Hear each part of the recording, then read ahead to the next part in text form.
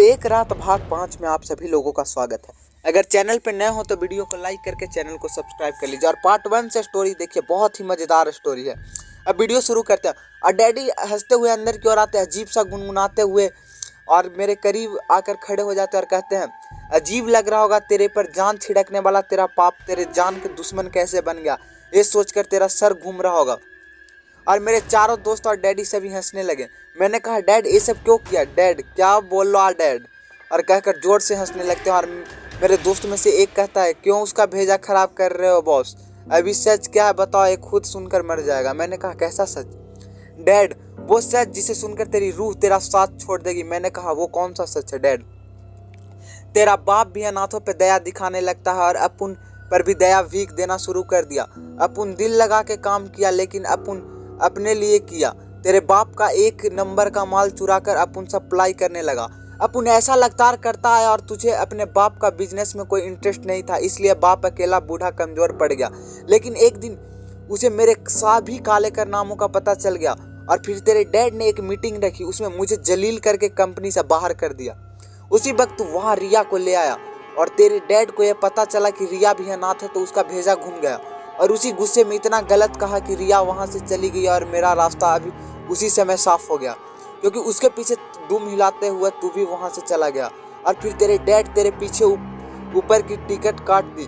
वो चिल्लाते रहे, रवि माय सन रवि, पर तुमने पलट कर भी नहीं देखा।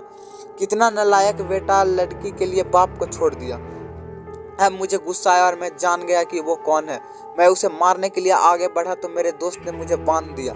जो डैड में वेश में था वो दीपक था। डैड से अनाथ है कहकर आया था और डैड के उसी कंपनी में काम सौंप दिया। मेरे उसने कहा, ऐसा फरमोश, मेरा तुझ जैसे कमीना नहीं देखा, हाथ खोल साले, जान से मार रखूंगा। दीपक मरने लगा, तू है और तुझे मारने के लिए मेरे मुश्किल नहीं था। ये 4 पंटर तेरे दोस्त बना दिए तो तुझ पे पहले से ही नजर रखते रहे, और तेरे डैड ने फेस का मास्क पहले ही बनवा चुका था। आखिर चुरा कर काफ़ी माल इकट्ठा किया तो ये काम भी आसान था। अब रह जाता तू, ये पता तो नहीं था कि तू कहाँ जा रहता है, तो तेरे बाप के मोबाइल से कॉल किया और तूने झट से बात किया और फिर मैंने इन चारों को भेज दिया रिया और तुझे मारने के लिए। मैंने इनसे कहा था कि तेरी मौत एक्सीडेंट लगनी चाहिए, लेकिन ये रिया के यहाँ गए, नशा किया और रिया का बलात्कार किया और तुझे एक लोहे के रॉड से चोटिल कर दिया। फिर मुझे कॉल करते हैं कि ये कारण क्या है। फिर दिमाग में आया कि रिया के कोई जानता नहीं कि वो तुम्हारी पत्नी है। उसे इसी घर में दफना दिया और तुझे जीप में रखकर एक्सीडेंट कराने के लिए कहाँ पर ये सब नशे में थे।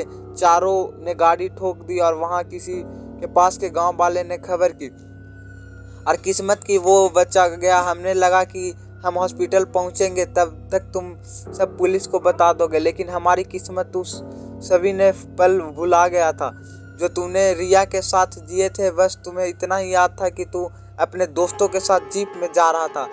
बस हमारा काम आसान हो गया। फिर मैंने सोचा अभी तुझे मार दिया शक हो जाएगा, फिर इंतज़ार किया। फिर 5 साल बाद तुझे अपने बाप के बिजनेस पर इंटरेस्ट आ गया और उसकी कंपनी की जांच के लिए निकाला। तो जब इन चारों ने कहा कि कंपनी में पहुंचने से पहले तुम्हें उड़ा दें, लेकिन तेज बारिश हुई और रास्ता खराब होने के से तुमने वो रास्ता चुन लिया जहां तुम रिया के साथ रहते थे। बस हमको पता नहीं था। मैं पता था कि तुम्हारी कॉल आएगा, लेकिन नेटवर्क न मिलने से न कॉल आ गया और ना आया। अब कैसे पता करते तुम कहाँ है? तुमने खुद कॉल करके बुला दिया। इतनी बड़ी साजिश तो मेरे साथ हुई। वो अपनी कामयाबी पर जश्न मना रहे थे और मैं यहाँ बंधा हुआ था। उन्होंने मुझे जिंदा जलाने की तैयारी शुरू कर दी। एक ने मेरे चारों ओर पेट्रोल डाल दिया और मेरे साथ इस घर को भी एक रात में सब कुछ खत्म कर देना चाहते थे, और मैं कुछ नहीं कर पा रहा था। मेरी पत्नी और पति के कातिल सामने थे। अगले भाग के लिए वीडियो को लाइक करके चैनल को सब्सक्राइब कर लीजिए।